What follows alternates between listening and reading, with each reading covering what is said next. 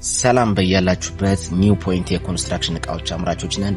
በምን ዘርፍ ነን የተሰማሩት? በሪል ስቴት፣ በህንጻ ተቋራጭ ወይስ የኮንስትራክሽን እቃዎች አቅራቢ?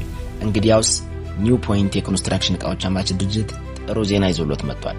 ጥራትና ለረጅም ጊዜ የሚቆዩ የሸክላ ምርቶችን በተመጣጣኝ ዋጋ ይዘንላችሁ መጥተናል።